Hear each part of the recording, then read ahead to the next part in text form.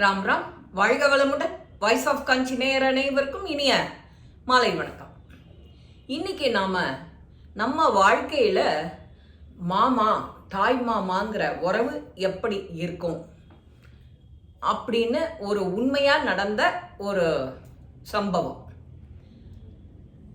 ஒரு குடும்பத்துல தன்னோட வாழ்க்கைய கூட தியாகம் பண்ணி தன்னோட தங்கைக்கு கல்யாணம் பண்ணி வைக்கிறார் ஒரு அண்ணா. அந்த அம்மா அப்பா ரொம்ப சீக்கிரமே இறந்து போயிடுறா அந்த குடும்பத்தில். ஸோ இந்த அண்ணா தான் அந்த தங்கைக்கு எல்லாமுமா இருந்தார். படிக்க வைக்கிறது, ஃப்ரெண்டாக இருக்கிறது, விளையாடுறது, இந்த மாதிரி எல்லாமே அந்த அண்ணாவோட பொறுப்பு ரொம்ப ஜாஸ்தி. அந்த அண்ணாவை சுற்றியே இந்த பொண்ணு இருக்கா. அவ பேர் வளர்மதி. அந்த வளர்மதி ரொம்ப பொறுப்பா, அண்ணாவுக்கு அனுசரணையா, அண்ணா சொல் பேச்சை கேட்டு குடும்ப சூழலுக்கு தகுந்த மாதிரி அவளும் வளர்ந்துட்டு வரா. அவளுக்கு கல்யாண வயசு வருது. அவளும் காலேஜ் போறா. காலேஜ் போகும்போது வேற அண்ணாவோட அறிவுரைப்படி எங்கேயும் காதலில் சிக்கலை. அண்ணா சொல்ற வரனையே பார்த்து கல்யாணம் பண்ணிக்கிறா. அவளுக்கு ஒரு பொண்ணு வளர்மதிக்கு. வளர்மதியோட பொண்ணு ஜெயஸ்ரீ. அவ ஜெயஸ்ரீன்னா அந்த ஜெயஸ்ரீக்கு தகுந்த மாதிரி மாடர்னா இருக்கு இல்லையா நேம். வளர்மதியை காட்டிலும் ஜெயஸ்ரீ கொஞ்சம் மாடர்ன், அம்மா மாதிரி. அம்மா சொல் பேச்ச கேட்போம். அவ குடும்பத்துக்கு ஒரே பொண்ணு தான். அந்த வளர்மதிக்கும் அவர் கணவர் பேரு குமார். அந்த குமாருக்கும் வளர்மதிக்கும் ஒரே பொண்ணு. இந்த தாய் மாமாவோட பேரு பஞ்சாபகேஷன். பஞ்சாபகேஷனுங்கிறவர் ரொம்ப ரொம்ப மதிப்பு மரியாதை, எல்லாரும் அப்படி ஒரு கௌரவம் கொடுத்துருந்தார் அந்த பஞ்சாபகேஷனுக்கு சமூகத்தில். அதாவது அவர் தெருவில், கோவிலில், மார்க்கெட்டில் எங்கே போனாலுமே அவருக்கு ஒரு தனி மரியாதை, ஒரு செல்வாக்கு இருந்தது. இப்பேற்பட்ட அந்த பஞ்சாபகேஷன் வளர்த்த அந்த வளர்மதி குமாருக்கு கல்யாணம் பண்ணி கொடுக்க ஒரு பொன் குழந்தை ஜெயஸ்ரீ. ஜெயஸ்ரீயும் இதோ அதோன்னு பள்ளி படிப்பை முடிச்சா, கல்லூரி படிப்பை முடிச்சா, வேலையும் பார்க்க ஆரம்பிச்சிட்டா. ஆனால் இந்த பஞ்சாபகேஷனோட வருகை அடிக்கடி வீட்டுக்கு இருக்கு.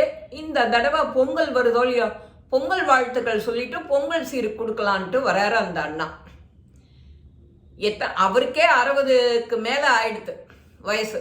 இருந்தாலும் தன்னோட தங்கைக்கு பாசம் குறையாத அதே மெருகோட பொங்கல் சீரு கொடுக்குறாரு.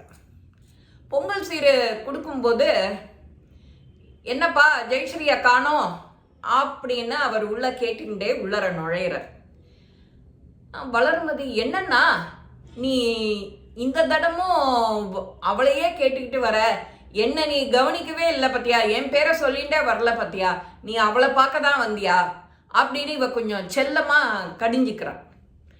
அட இல்லம்மா, உன்னைதான் பார்க்க வந்தேன் அப்படின்னு அவரும் சொல்லிட்டோ அவ எங்க போயிருக்கா, என்ன பண்றான்னு விசாரிக்கிறார். அவ இந்த மாதிரி அவ ஆஃபீஸ்க்கு தான் போயிருக்கா, வரத்துக்கு ராத்திரி ஆயிடும், சீக்கிரமாவே கிளம்பிட்டா அப்படின்னு சொல்றார்.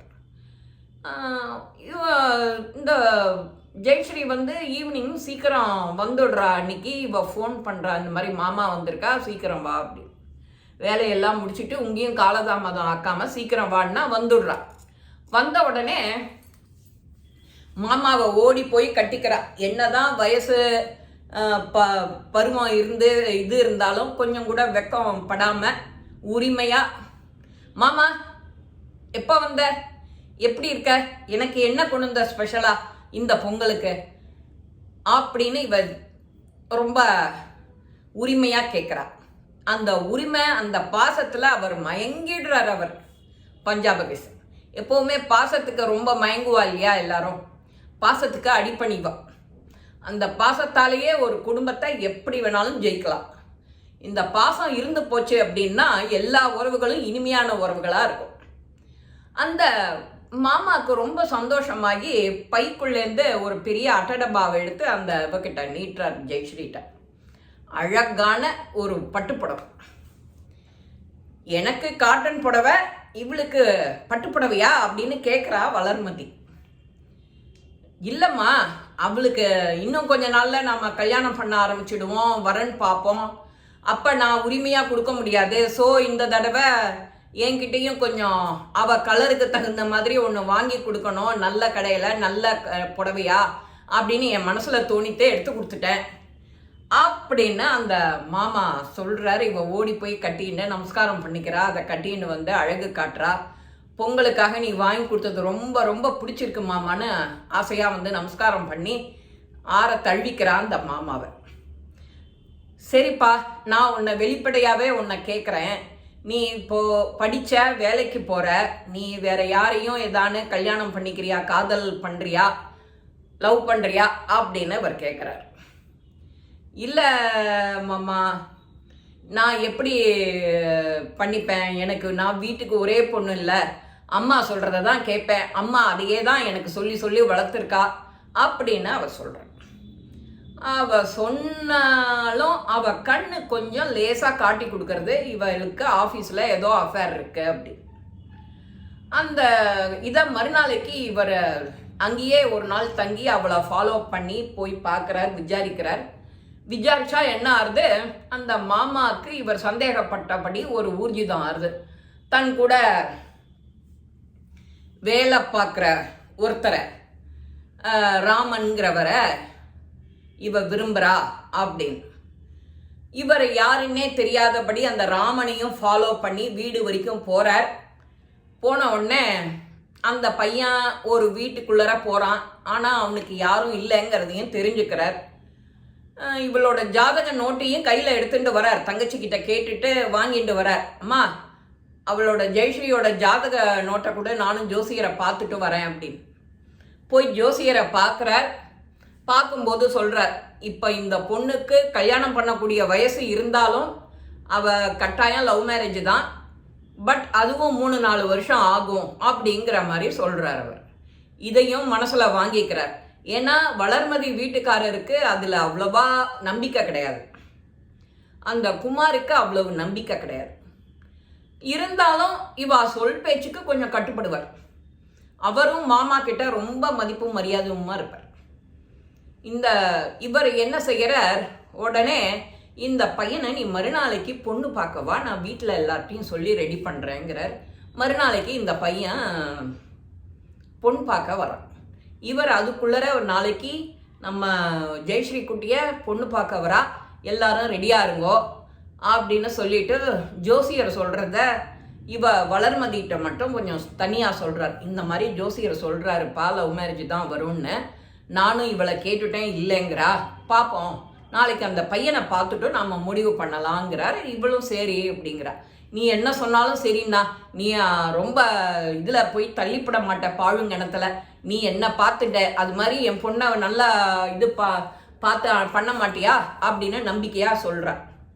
சரி தங்கச்சி சொல்லிட்டாலேன்னு அவரும் அதில் ஒரு முடிவு எடுக்கிறார். நாளைக்கு இந்த பையன் வரான். இவ என்ன பண்ணிட்டா, இதுக்கு நடுப்புற ஆஃபீஸ்க்கு போகும்போது இன்னைக்கு சாயங்காலம் மாமா சொல்கிறாரு என்ன பொண்ணு பார்க்க வராருன்னு. இவளுக்கு உண்மை தெரியாது. சரி வரட்டும், பாரு உனக்கு பிடிச்சிருந்தா கல்யாணம் பண்ணிக்கோ, ஏன்னா இது அவனுக்கு தெரியும். ஏன்னா இவ என்னோட அம்மா வீட்டுக்கு ஒரே பொண்ணு, நான் அவள் சொல் பேச்சை தட்ட முடியாதுன்னு இவ சொல்கிறா அடிக்கடி. சொன்ன உடனே சரி ஓகே நம்ம பார்ப்போம், வெயிட் பண்ணுவோம் அப்படின்னு சொல்கிறான். மறுநாளைக்கு இதே பையன்தான் அங்கே வந்த உடனே அவனோட ஹிஸ்ட்ரி எல்லாம் சொல்கிறா. சொன்ன உடனே ஆஃபீஸில் இவனை போல நல்ல பையன் கிடையாது அப்படிங்கிறத சொல்கிறா.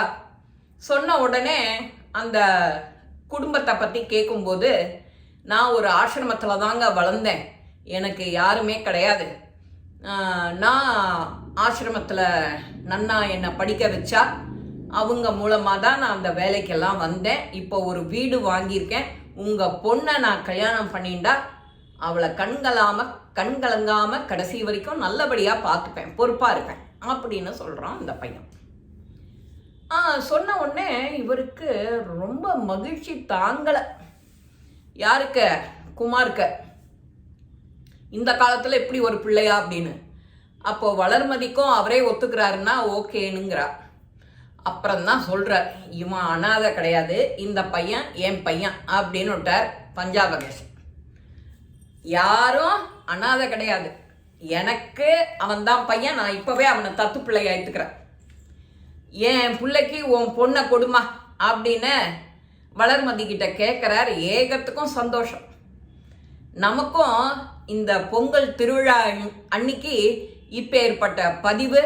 எல்லாருக்கும் இனிய பொங்கல் நல்வாழ்த்துக்கள். எல்லாருக்கும் கூட பிறந்தவாளுக்காக இந்த பொங்கல் சீரு கொடுப்பா. கூட பிறந்தவன் தான் சீரு கொடுப்பான். அந்த சீரில் மஞ்சக்கிழங்கு எல்லாம் வாங்கி வச்சுக்கிட்டு கணு பொங்கல் அன்னைக்கு குடும்பம் நல்லா ஒத்துமையாக இருக்கணும்னு அவ கணு பொங்கல் வைப்போம். அப்பேற்பட்ட இந்த மாமாவோட உறவு எல்லாருக்கும் வேணும். ரொம்ப ரொம்ப இன்றியமையாத அந்த உறவு. அவ மனசு கோணாத நாம் நடக்கணும், அவ்வளோதான் விஷயம். இந்த பதிவு சந்தோஷமான நேரத்தில் சந்தோஷமான ஒரு கதை இல்லை, இது உண்மை சம்பவம். நான் சொல்கிறது எல்லாமே உண்மை சம்பவம். இந்த உண்மை சம்பவத்தை நீங்கள் எல்லாரும் என்ஜாய் பண்ணுவீர். இதை லைக் பண்ணுங்க, ஷேர் பண்ணுங்க, பெல் பட்டனை கிளிக் பண்ணுங்க, சப்ஸ்கிரைப் பண்ணுங்க, கமெண்ட்ஸ் பாக்ஸில் கமெண்ட்ஸ் போடுங்க. ஸ்ரீ மகாபிரிவா திருவடிகளே சரணம். நல்லதே நடக்கும். ஆனந்தமாக இப்போ நண்பர்களே, வாழ்க வளமுடன்.